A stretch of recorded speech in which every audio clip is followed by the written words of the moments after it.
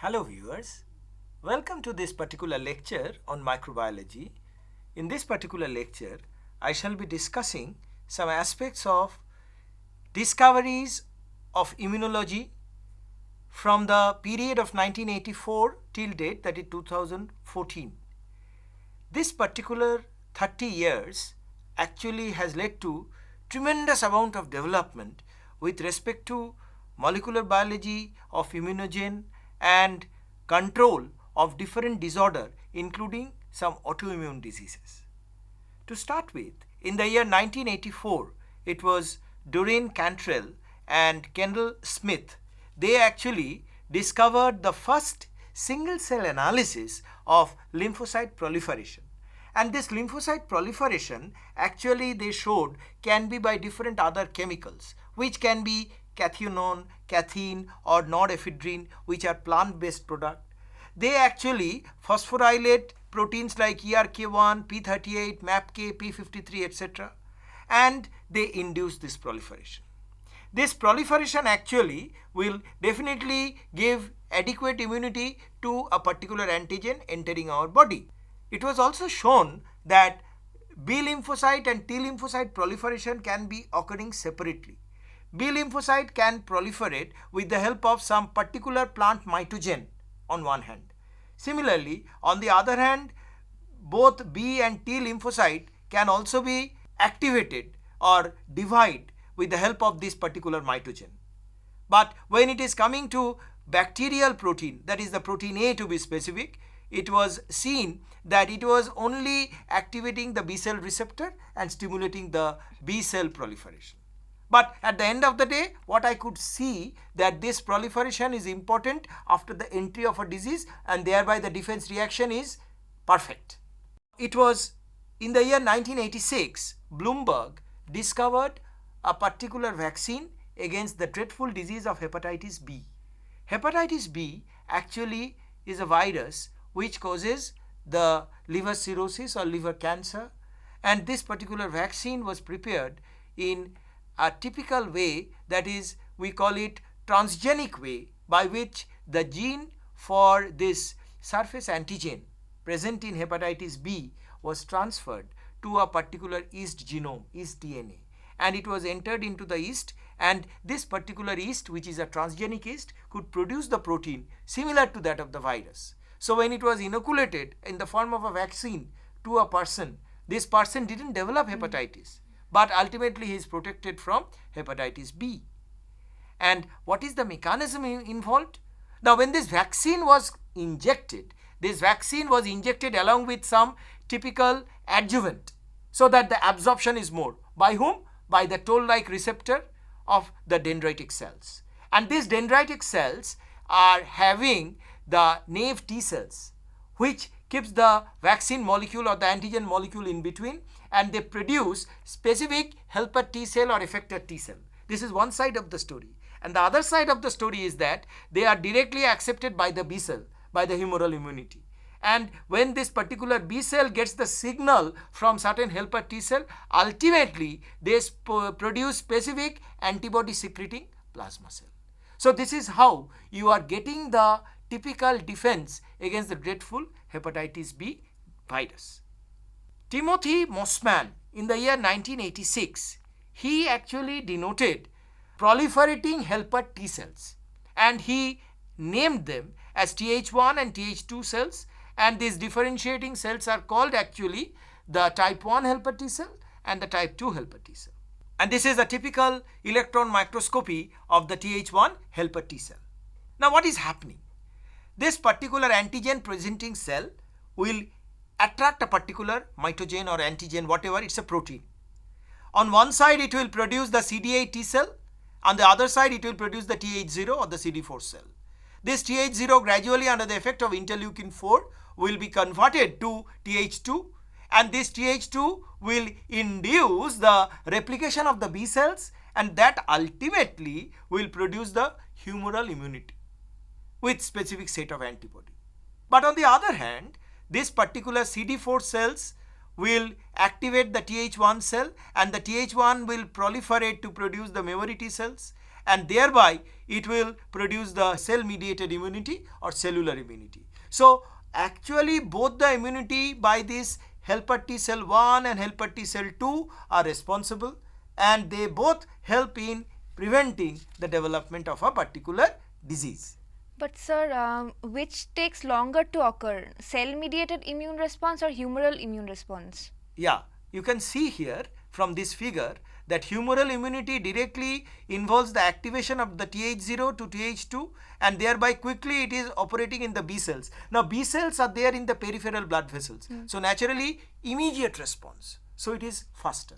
But cell mediated will take longer time because the proliferation rate is relatively slow initially, then it will take up, but it is a permanent defense. So cell mediated immunity will take the longer time. Clear? Good. Now this gentleman, that is Rudd, in the year 1988, he discovered biochemical initiators of T cell activation, and he called them the CD4 CD8-p56lck complex. Now we must understand this particular mechanism. It is a very simple way where LCK is the key molecule. It is the central node in the TCR or T cell receptor signaling. This particular T cell receptor and CD3 will combine, and this combination will regulate the LCK activity, and this LCK activity will phosphorylate a specific ETAM. What is ETAM? Immunotyrosine based activation motif. And after that there will be specific recruitment of other kinase or phosphorylase which will lead to T cell activation, and this particular phosphorylation can actually be inhibited by certain cells like CD45. So this particular mechanism, that activation of LCK, activation of ETAM and production of these different immunogen will help in TCR signaling or combating the particular disease. This picture is even more clear where I can show that LCK mediated phosphorylation clearly occurs. So this is the resting T cell where the ETAM is not phosphorylated. Now the moment this particular CD4, the binding of the ligand to this particular receptor leads to phosphorylation. So this CD4 will bind, and there is another protein factor, that is the ZAP70, which will bind with this, and as a result of which this particular activation will occur of the ETAM. So this signaling pathway is controlled by this tyrosine mediated immunoreceptor, and that was actually shown by Rudd. Clear? Now this lady Sherazade Nasseri, she showed the peptide for MHC Class II. That is, I can say what are the importance of peptide in MHC Class II. Now what are these MHC Class II? The major histocompatibility complex. They are found in the antigen presenting cell of the B cell lymphocyte, and the antigen presenting Class II peptide are actually derived from extracellular protein. This particular protein will enter through some specific pathway which is endocytic or endogenous, and this particular MHC Class II protein will be entering through phagocytosis, or it will be loading the MHC Class II through phagocytosis, and this particular phagocytosis will result in the formation of heterophagosome digested by lysosome, and the peptide will be broken into fragments.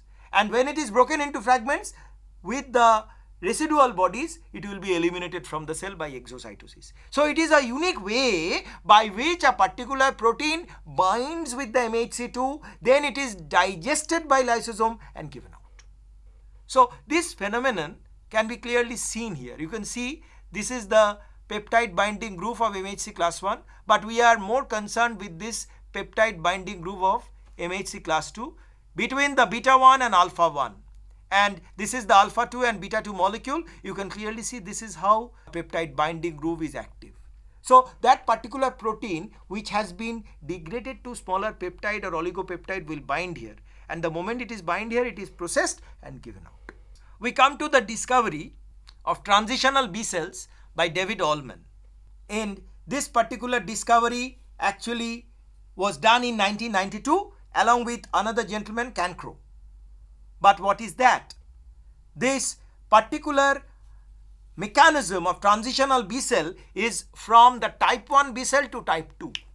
The type 1 B cell is present in bone marrow, it is immature in nature, and it is transferred through specific B cell receptor into the spleen.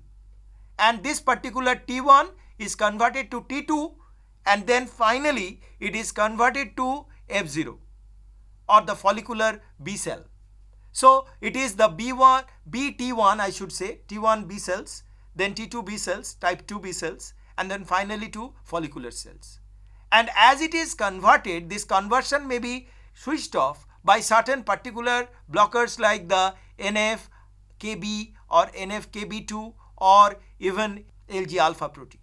Similarly, T2 to F0 conversion can be blocked by PLC or BCAP proteins. So once this particular F0 is produced, it will actually be transferred to peritoneum, and thereby it will be actively participating in humoral immunity.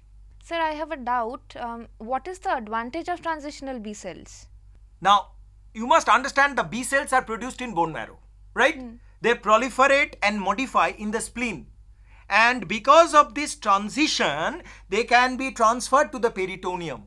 Now, this is the advantage. Whenever there is a particular infection in the peritoneum, this transition will help to combat the infection at the outset. If it was inside, then the infection would have spread. So you got my point? That is the advantage. Clear to you? Good.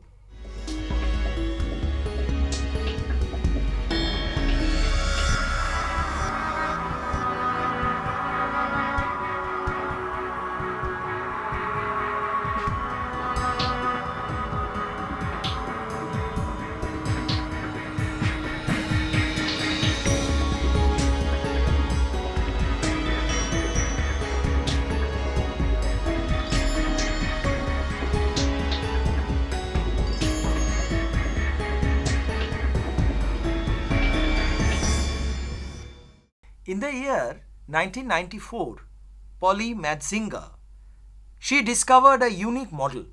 This model was called danger model of immunological tolerance. That is, the first phenomenon which I should understand is immunological tolerance. What is immunological tolerance? It is a state of unresponsiveness to the immune system, to certain tissue or substances that have the ability to elicit immune response. You will not show that response.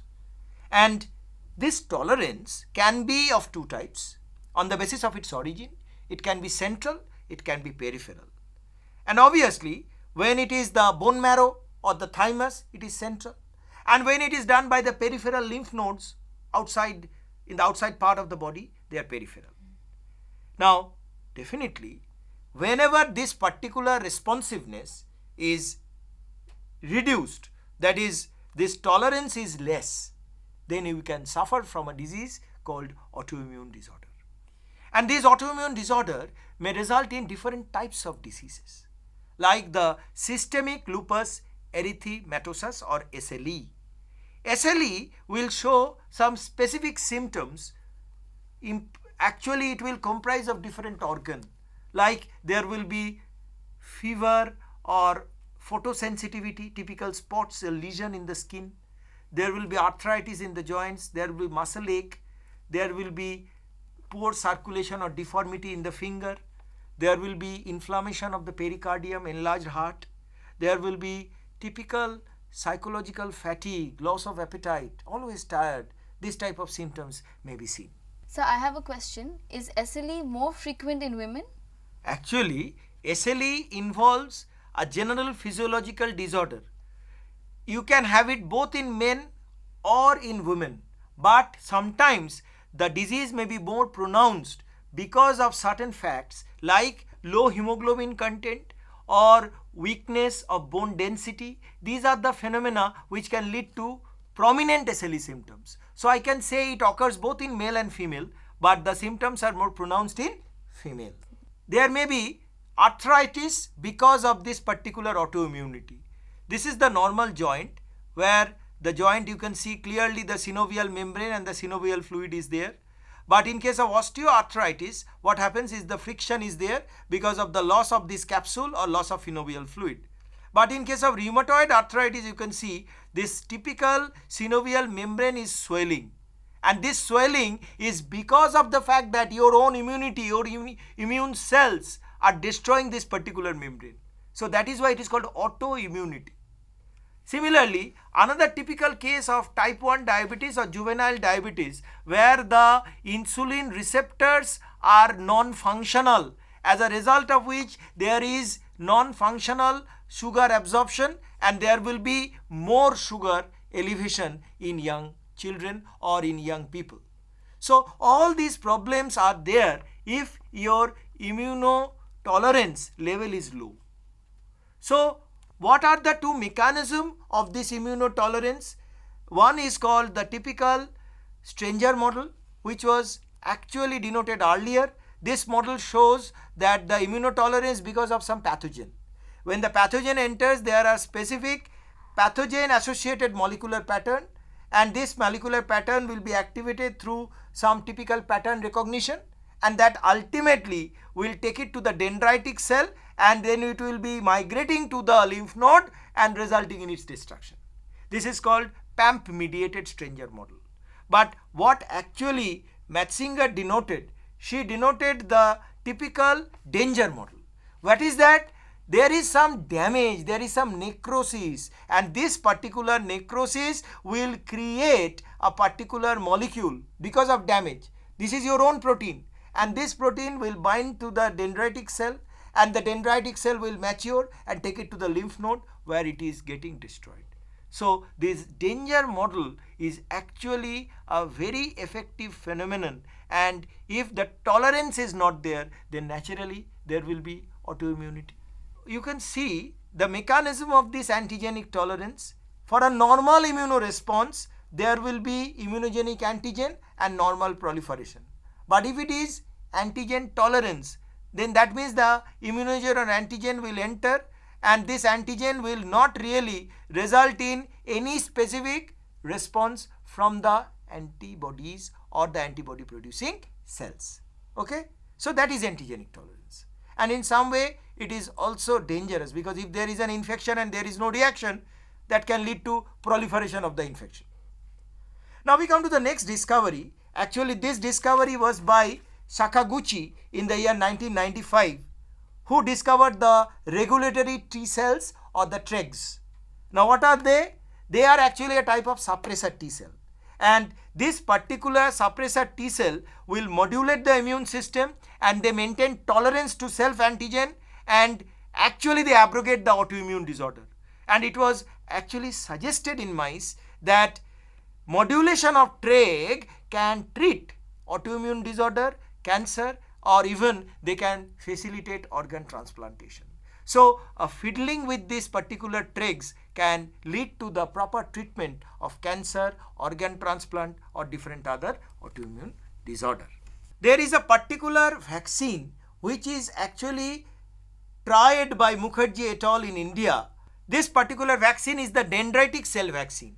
Now what is dendritic cell vaccine? This dendritic cell vaccine is the dendritic cell which is used as a vaccine.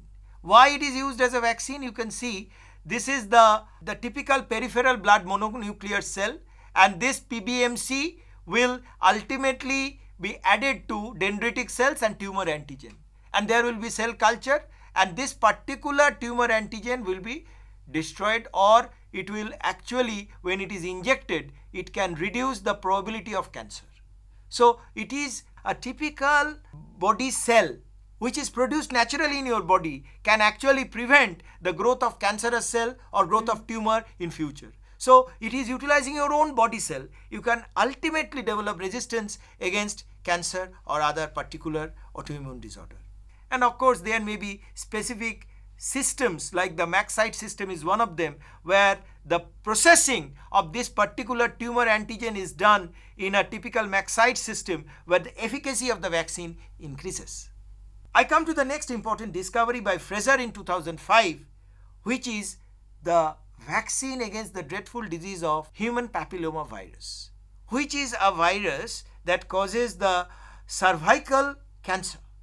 And this particular vaccine can be of two types, Gardasil and Cervix. And this particular Gardasil or Cervix vaccine, they are protective against different strains of HPV. And they can prevent the dreadful disease of genital wart or anal cancer or vaginal cancer. Now, ultimately in India it is important because a huge number of death is because of this HPV or human papilloma virus, and that also during childbirth or because of unhygienic condition in which the women are subjected to labor. So naturally this vaccine can prevent death in those young mothers.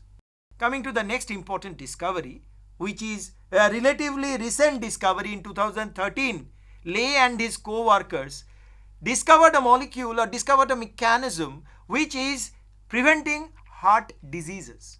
Now what is that particular heart disease? They identified a specific immune cells that is responsible for inflammatory attack in the coronary artery wall. And these immune cells are acting as a memory.